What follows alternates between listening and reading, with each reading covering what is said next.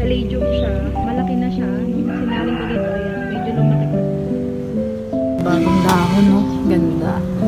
Kahapon, kagabi, galing ako kila nanay at kasi nagkainan kami ng kapatid ko doon. Pero bago siya umuwi ng Bulacan, sabi ko sa kanya, dala niya ako ng halaman na nakita ko doon sa kanya. So, madadagdagan yung halaman natin. Alam niyo naman, hindi na tayo binibili. At yung iba, binibigay na lang sa atin. Kaya, ito yung halaman ng mga binigay niya sa akin. Papakita ko sa inyo, guys. So, bigay ng kapatid ko si Sarah Jane Tagalaguna. Ayan. Hindi ko nga siya nabigyan kasi kada taon, binibigyan ko siya ng halaman na galing dito. Nagpupunta siya sa garden. Kaya lang, hindi siya nakapunta ngayon dito sa bahay. So, ako na lang yung nagpunta doon. Ito, caladium siya. Diba may angel wings ako na caladium. So, ito naman, hindi ko alam. Search ko na lang kung ano. Or comment down below kung ano po yung ID nito. May kung paramihin to. Ito na maliit siya. Maliit na version. Damo pala to. Ayan o, damo.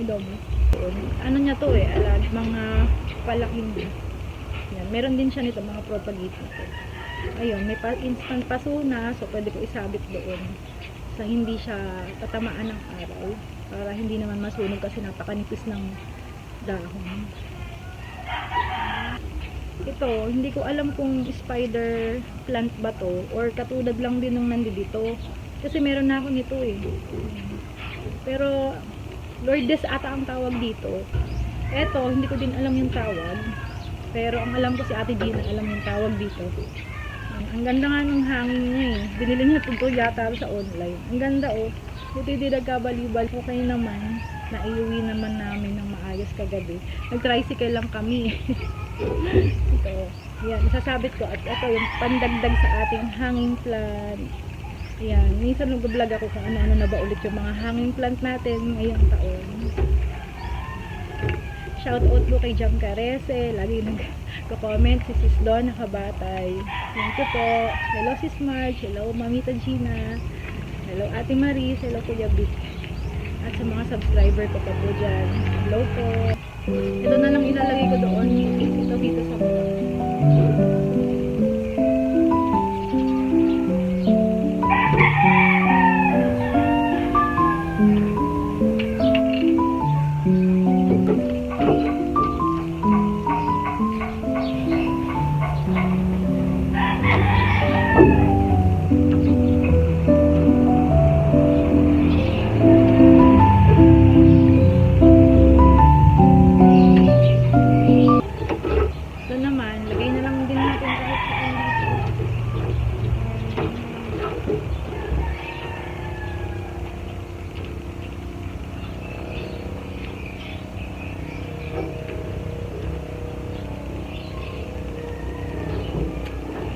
Buti na lang ganito para tipid sa space. Dapat pala ito talian ko kasi pag ganyan baka masira siya.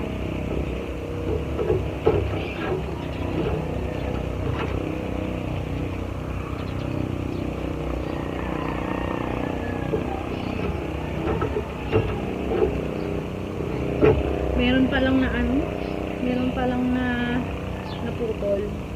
So itusok na lang natin. Baka naman sakaling mabuhay.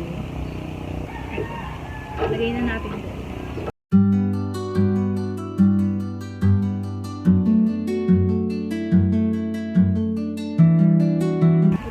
Ito ko na lang itusok. Sakto, meron ako pang stick dito. Ito na natin lagay.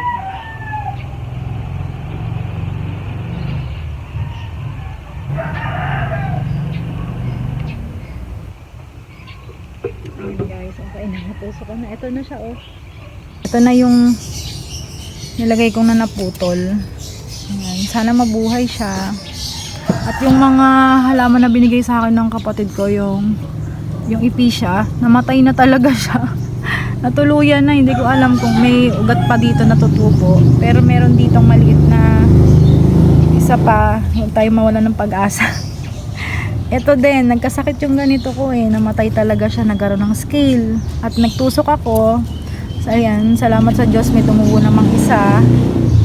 Ito, kahit papano, ito din, ayan, kapag nagtutusok ako kasi minsan ito ang dali namang alagaan pero laging namamatayan ako nito. Lalo pag summer at mainit. Ito guys, yung pinaglagyan ko. Ayan, sinabit ko lang. Tsaka ito yung isa. At yung isa naman ay ito. Ayan, ito. At ano pa ba yung isa? Ilan ba binigay sa akin? Nalito na ako, no? Ay, ito pa. Ito, yung isa. Dito lang sa baba. Ayan, marami nakahang dyan. At masasaya na sila ngayon kasi tag-ulan eh. Ayan. Ito yung tinanim ko na donkey's ear. Yung sabi ko sa inyo, wala na akong donkey's ear. Kaya ang ginawa ko, nakakita ko dun sa sulok ng dun sa may mga mother of thousand ko na may mga nakahalo pala dun donkey's ear. Kasi yung mga donkey's ear ko dati eh, nagkakasakit. Kaya, ito yung isa sa pinakamalaki na. Malaki na siya. Nung sinaling ko dito, ayan, medyo lumaki pa siya. Nung nilagay ko sa malaking pot. Tapos yung iba nga, mga nakahang. Ayun, dumi. Ang dumihan na ako. Ito naman, nag-ano na siya, naging jelly na siya, oh. Pero pwede pa to. Aalisin ko lang yung pagka-jelly niya, naputulin ko lang.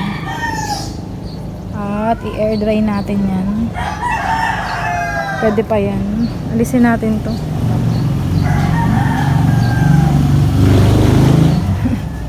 Yung sibuyas ko, naglusaw na yung iba. Pero meron pa din namang iba, ayan, na pwedeng kuhanan. Magtatanim na lang ulit tayo para may makuha tayo na green onion dyan. Ito yung lily. Hindi pa rin siya nagpa-flowers. Ang tagal na. Sobrang tagal na.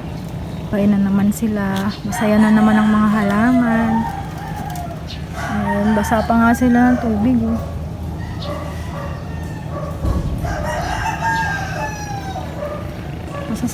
Masasaya na naman yung mga halaman ko. Oh. Ayan. Yung mga basa-basa pa. Ninyo, makulimlim, kaya parang uulan, lagi nag-uulan na ngayon dito eh. Kaya tag-ulan na talaga, tapos na ang summer. Malalago ngayon yung mga halaman na dati nung summer hindi siya malago, ngayon malalago na. Hindi ko na naabutan yung bulaklak. Ayan, malalago sila ngayon at healthy naman ngayon. Ito yung mga hanging plant ko, yung jade ata to, ay peperomia jade. Ayan yung mga photos ko. Yan yung mga photos ko.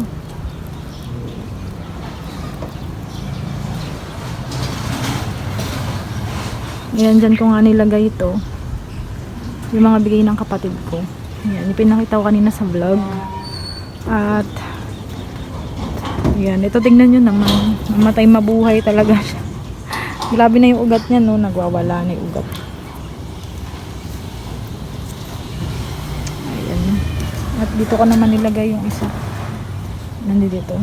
Hindi ko alam kung napakita ko na sa vlog kanina. Naputol yung vlog ko kanina. Na-lowbat ako. Gaganda naman talaga, oh. Ayan, ganyan ka gaganda yung mga halaman ko ngayon.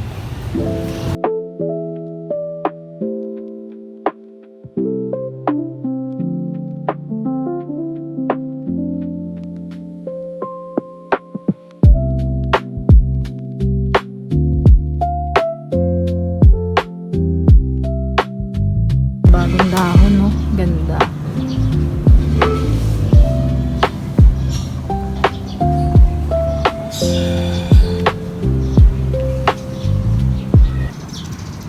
Ito yung mga propagate ko ng photos.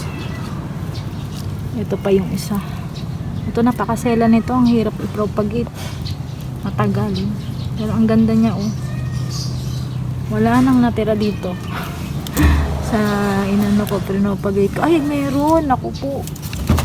Walang tumutubo. Meron, oh. Ayun, oh. Ako po. Dinalaw ko pa. Ayun, may maliit na suloy. Ito, nakalaglag na. Kailangan ko itong itanim. Ay, hala. Nalaglag. Dito ko muna siya ilalagay. Ayan. Itatanim ko na lang siya sa ibang araw. Kahit ipatong naman yan, nabubuhay yan. Malalago na yung mga ano ko, bonggabilya ko. Wala nang mga bulaklak, di ba? Pero malalago na sila dahil nga tag-ulan na.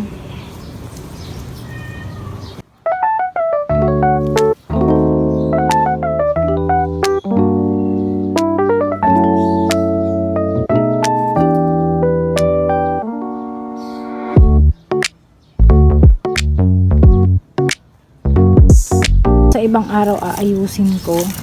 Sayang naman kasi oh. Ayan, ito wala na ako, ito na lang eh. Kaya kailangan ko to agapan para hindi na ako mawalan. At saka ito, ayan, ayusin ko na din. Yung part ng hoya na to namatay. Ito lang yung nabuhay na. Ito yung pinakita ko sa inyo na may bulaklak. Yun yung mga hanging plant ko pa oh. Ayan, dyan. Mga hanging plant. Dyan ko na lang pinaglalagay sa baba. Kasi nga, minsan sobrang init dito sa garden. Ako ay bababa na guys kasi parang uulan na. Sunod na lang po ulit na video. Salamat po sa panonood. God bless sa inyong lahat.